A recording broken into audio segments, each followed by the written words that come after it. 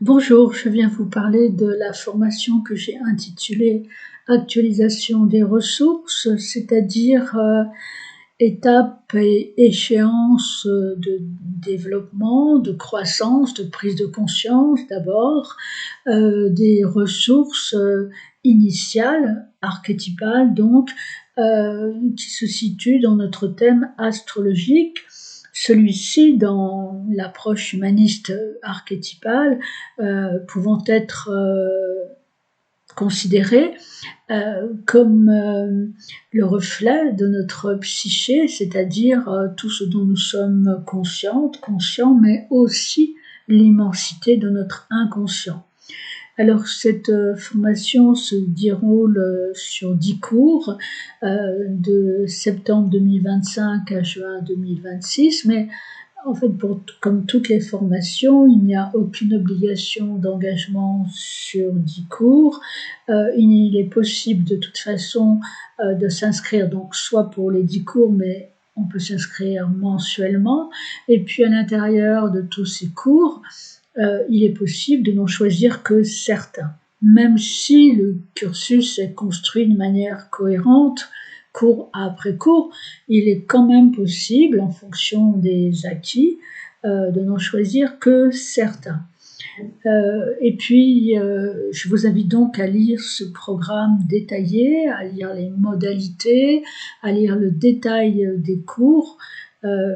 Et parmi les modalités, j'ai inauguré cette année d'autres possibilités, pas que dans cette formation, dans d'autres aussi, c'est-à-dire que les cours sont construits à partir de vidéos que chacun peut voir ou télécharger dans son espace personnel sur le site, et puis ils sont construits avec en plus un cours mensuel collectif. Mais il est possible de ne choisir que les vidéos sans le cours mensuel. Ce cours, bien sûr, est là pour s'entraîner à la pratique de ce qui est proposé dans les vidéos, mais j'ai déjà vu que certaines personnes peuvent se contenter des vidéos, toujours en fonction des acquis précédents, et puis ces vidéos proposent de la théorie, bien sûr, mais, des explications théoriques, mais aussi quand même un peu de pratique. Donc ça peut suffire. Donc cette année, il y a vraiment plusieurs possibilités et je vous invite à les explorer avant de prendre une décision. Voilà. Alors, dans le détail des cours, vous verrez, surtout dans les premiers cours, l'approche de différents systèmes de progression, de direction. Ce sont des calculs, des méthodes assez anciennes, qui sont d'une part basées sur la rotation de la Terre sur son axe, ce qui a un impact plus ou moins conséquent sur la position des planètes par rapport au méridien, l'axe maison 4, maison 10 de notre thème, et par rapport à la ligne d'horizon, l'axe maison 1, maison 7 de notre thème, ce qui fait que ces systèmes-là vont impacter sur la position des planètes dans les maisons. Ce sera plus ou moins notoire selon la planète concernée. Et puis, ces systèmes-là sont aussi basés sur les mouvements des planètes, leur degré d'inclinaison, leur vitesse de rotation, leurs axes, le rapport avec le Soleil. Le rapport des planètes avec le Soleil sera très important. Et puis, ces mouvements planétaires résulte de la révolution de la Terre autour du Soleil, mais aussi du mouvement orbital de chaque planète. Alors, outre ces systèmes-là qui demandent une certaine rigueur et une certaine méthodologie, j'y reviendrai, l'astrologie humaniste s'intéresse tout particulièrement à une loi cosmique qui est la loi du mouvement, puisque tout bouge toujours, donc la loi des cycles.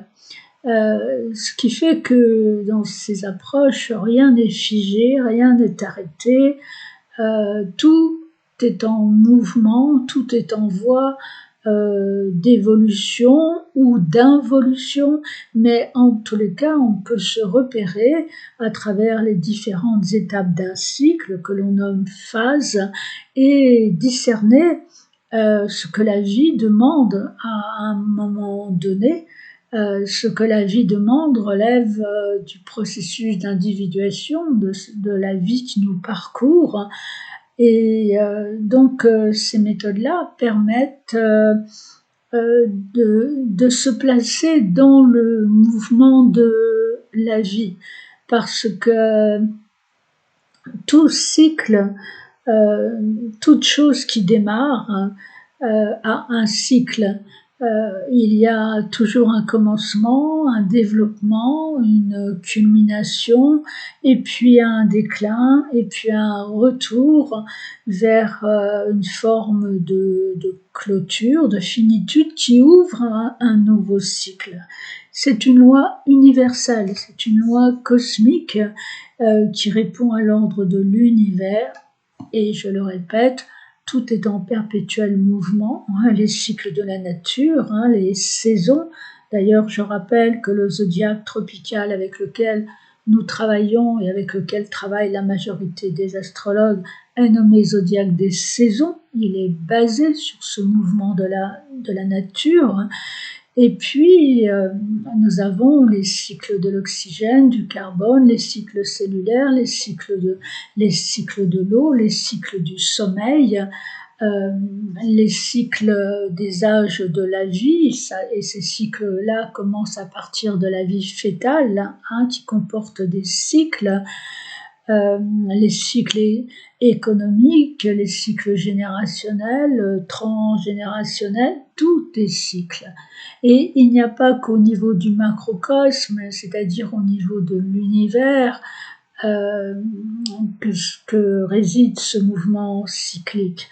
Dans notre quotidien, dans notre vie, il y a toujours un commencement et une fin, avec un parcours entre les deux fait de différentes étapes, et ces approches permettent vraiment de reconnaître tout cela là où on en est.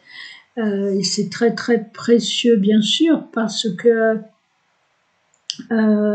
cela nous renvoie vers notre rapport au temps, vers notre rapport à l'impermanence, vers notre rapport au changement. Pour tout cycle, il peut y avoir au moins 2 modes de réponse, parce qu'un cycle peut se caractériser par le fait de tourner en rond, donc par la répétition des mêmes histoires, des mêmes événements dans notre vie, même si la forme change un peu, mais la répétition des mêmes questions au même niveau de conscience. Et puis, un cycle peut se caractériser aussi par la spirale, avec sa connotation très évolutive, c'est-à-dire que la vie repose des questions toujours. Mais en même temps, les cycles nous montrent que nous avons la capacité d'y répondre avec un niveau de conscience en échappant au temps psychologique. Le temps psychologique, c'est ce qui nous fait donner la même réponse 30 ans plus tard au même type d'événement, parce qu'on s'appuie sur le passé comme référence, alors que la donne a totalement changé au présent.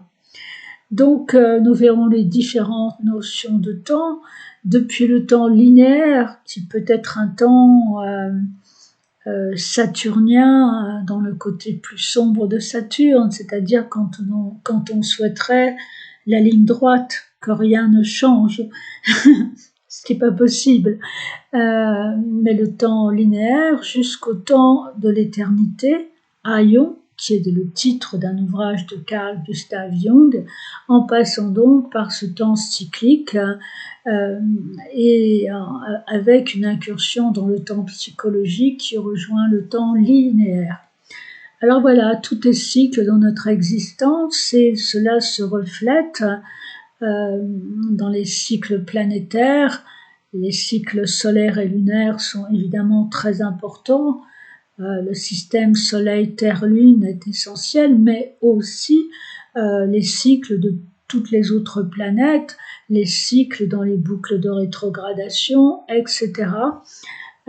Donc c'est un cursus qui nous fait travailler la vie humaine se déroulant en différentes phases, souvent marquées, en tous les cas avec une invitation plutôt à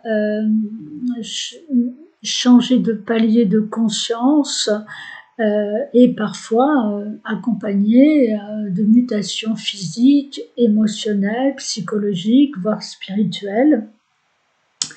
Et vraiment, ce qui est précieux, c'est de situer là où nous en sommes et de situer les différentes possibilités de réponse à ce que nous sommes en train de vivre, à ce que la vie nous donne à vivre. Et repérer ce qui se joue régulièrement dans notre vie, qui revient régulièrement parce que nous sommes dans un temps linéaire et que nous refusons inconsciemment le plus souvent ce temps cyclique. Alors pourquoi y a-t-il plusieurs méthodes, plusieurs approches, plusieurs calculs, toutes ces techniques qui peuvent apparaître pour certains un peu rébarbatives, toutes ces techniques décrites dans le détail des cours. Pourquoi y en a-t-il plusieurs ? Parce qu'elles se complètent, parce que l'une ne suffit pas. Il y a des techniques qui nous permettront de mesurer le temps intérieur, c'est-à-dire comment dans notre horloge interne, la vie nous pousse à devenir ce que nous sommes, à nous rapprocher au plus près de l'être que nous sommes. Et puis il y a des techniques qui nous remettrons dans le cycle des âges. Il y a un temps pour tout, c'est ce qu'on pourrait dire, sans déterminisme, hein, bien sûr, et des techniques qui nous confrontent au climat extérieur. Mais un climat que nous allons vivre, ressentir en fonction des dispositions de notre thème natal et de notre niveau de conscience à ce moment-là. C'est plus complexe que ça n'y paraît. Voilà. Je vais prendre l'exemple d'un bulbe de fleurs. Ce bulbe-là contient la fleur, il contient, il a un processus d'individuation. Hein. Comme nous, humains, il contient une fleur potentiellement et il a dans son horloge interne, si je puis dire, il est programmé pour se développer vers la fleur. Bien. Ça, ce sont toutes les techniques qui relèvent de notre temps intérieur. Mais ce bulbe-là, programmé pour devenir par exemple une tulipe, aura besoin d'une certaine terre, de soleil, de certaines circonstances qui feront que c'est le moment de se développer. Et ça, ce sont toutes les techniques qui parlent du temps extérieur. Et la complexité de cette formation, de ce cursus, de ces approches, c'est d'articuler tout ça d'une manière cohérente, qui prenne sens. Dans la notion de sens, il y a d'abord la signification, le signifiant. Qu'est-ce que ça vient nous dire ?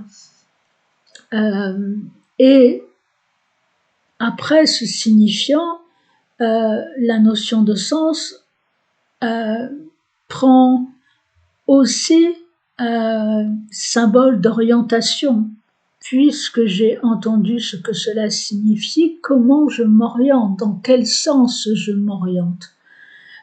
Ces approches-là servent à ça et pas du tout à poser des prévisions. La frontière est faible, hein, bien souvent, entre prévision et prédiction, et des prévisions qui viendraient enfermer quelqu'un dans un devenir, dans un futur qui lui permet pas forcément de vivre ce qu'il a à vivre au présent et de trouver lui-même ses propres réponses. Hein. Donc, ce sera très important de regarder, de mon point de vue, c'est ce que je propose, en tout cas, les choses de cette manière. Et puis, les notions de temps nous ramènent au concept de synchronicité, cher à Carl Gustav Jung, bien sûr, mais il n'y a pas que lui. Hein. Et ce concept-là nous renvoie à la fameuse phrase que vous connaissez certainement d'Hermès Trismégiste, hein, cette citation « Ce qui est en haut est comme ce qui est en bas », c'est-à-dire que le système solaire extérieur eh bien, a sa résonance dans notre système solaire intérieur et inversement. Et ce qui est donné à vivre intérieurement, d'abord, peut-être résultant d'événements extérieurs, mais intérieurement d'abord à certains moments, est en synchronicité avec les configurations célestes, avec les directions, les progressions, les cycles, etc. En tous les cas, c'est comme ça que je vous invite à voir les choses et sûrement pas en termes de prévision d'un futur qui peut-être instaurerait un espoir, une vision du chemin, pas forcément juste et qui surtout, je le répète, ne permettrait pas de trouver sa propre réponse maintenant. Donc, on voit bien qu'il y a à saisir le sens de ces différentes approches, à quoi elles servent, comment les maîtriser. Sur un plan très pratique, je le redis, cela demande beaucoup de rigueur. Déjà, cela demande de la fluidité par rapport au thème natal, par rapport à l'étude du thème natal, puisque ces approches-là n'ont de sens que par rapport au thème natal.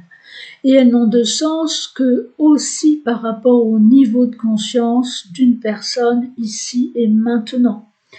Donc, ça rend la chose assez complexe et cette formation, elle a aussi pour aider à s'y repérer, pour clarifier tout ça. Hein. Et j'ai connu un temps où tous ces calculs-là étaient faits manuellement. Cela paraissait extrêmement fastidieux pour beaucoup d'astrologues à cette époque-là. Et il y avait une grande marge d'erreur, bien sûr. Et je suis pas sûre que du fait qu'on devait travailler tout ça manuellement, je suis pas sûre qu'on allait aussi loin qu'on peut aller maintenant avec le progrès des logiciels d'astrologie. Je crois utile, nécessaire peut-être, de se munir d'un logiciel pour travailler tout ça, parce qu'il y a besoin de tableaux des différentes phases, des différents cycles, il y a besoin des points de départ et des 12 phases de la lunaison progressée, il y a besoin des tableaux des boucles de rétrogradation, enfin j'en oublie, mais il y a besoin de matériel pour faire tout ça, dans les cours avec les vidéos où il y aura un thème d'exemple. Je donnerai tous ces tableaux-là, mais si vous voulez refaire pour vous par la suite, peut-être qu'un logiciel est nécessaire. Donc, toutes ces approches seront abordées dans l'optique, je le répète, de l'astrologie humaniste archétypale, dans l'optique donc du processus d'individuation. Une mise à niveau est possible pour les personnes qui n'ont pas travaillé dans ce sens jusque-là. Le processus d'individuation, je vais repréciser quelque chose, relève d'une pulsion dynamique à l'intérieur de nous, une pulsion qui est à l'œuvre et qui nous pousse vers notre devenir, vers le fait d'actualiser toutes les ressources de notre thème, etc. Et ce processus-là est rythmé par des cycles. On le retrouvera à travers les directions, les progressions, les rétrogradations, etc. Voilà, j'espère avoir présenté le plus précisément possible ce cursus qui est surtout, même si on connaît les différentes méthodes, les différents calculs, progression ou autres, mais l'articulation de toutes ces approches demande des méthodologies et il y aura bien sûr des documents accompagnant chaque cours, une méthodologie de travail, ça c'est évident que pour chaque cours ce sera nécessaire, et puis pour les personnes qui prendront aussi les cours collectifs, une synthèse de ce qui a été vu durant ce cours.